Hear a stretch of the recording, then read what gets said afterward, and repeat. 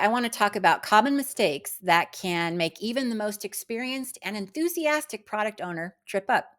I'm Sheila Hammond, and I bring over 15 years of experience as a BA and a BA manager, and another decade as a product owner.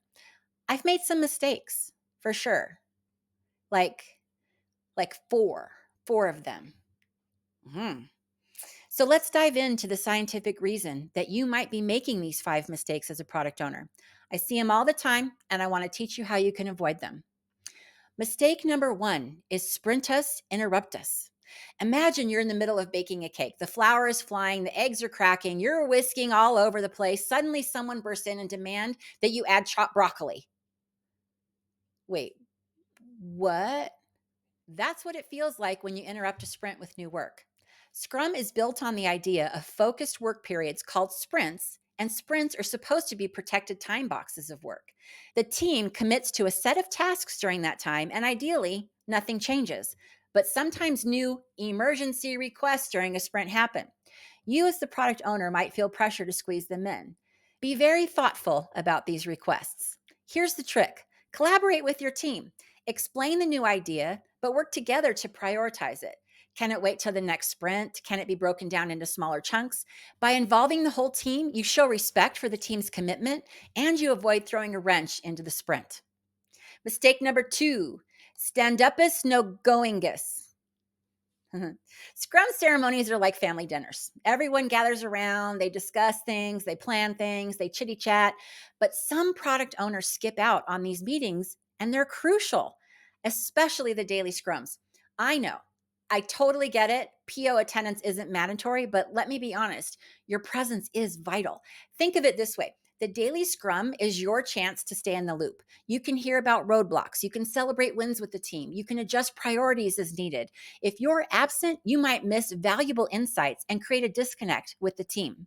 The same goes for sprint planning and retrospectives. By actively participating, you demonstrate your commitment to the team and the product's success. You're fostering a collaborative team. It's a chance to learn from past experiences and ensure that everyone's on the same page moving forward. Mistake number 3, Micromangus Unproductvius. You've got a vision for your product, and that's freaking fantastic. But here's the thing: your developers, they're the rock stars when it comes to building it. Micromanaging them by dictating how every feature is built stifles their creativity and their ownership. Also, you're probably doing it wrong. Product owners should always focus on what needs to be achieved. Describe the desired outcome, the user stories, the acceptance criteria. That's it. Trust your team to figure out the how. This empowers them to use their expertise, come up with innovative solutions, and ultimately deliver a better product. Mistake number 4, Yessius Maximus. As a product owner, you want to please everyone, right? Stakeholders, customers, designers, developers, the list goes on. But here's the secret: saying no is a critical skill. Why? Because for every yes to a new feature, you're essentially saying no to something else. I have a video that I'm going to link to somewhere up in here. So if you just need like a just say no refresher, check it out. Remember, your team's time is finite. By overloading them with requests, you're pushing back on addressing future needs and potentially jeopardizing the overall product vision. Be selective about what features make the cut. Prioritize based on user needs, business goals, and available resources. And don't be afraid to explain to stakeholders while their request may not be a good fit right now. Mistake number 5, Sprintus blinder us. These are science. It's science. Science. Sure, the current sprint is all consuming, but a great product owner keeps an eye on the bigger picture. Focusing solely on the immediate tasks can lead to a product that feels disjointed and lacks long term vision. To combat this tunnel vision, set quarterly product goals.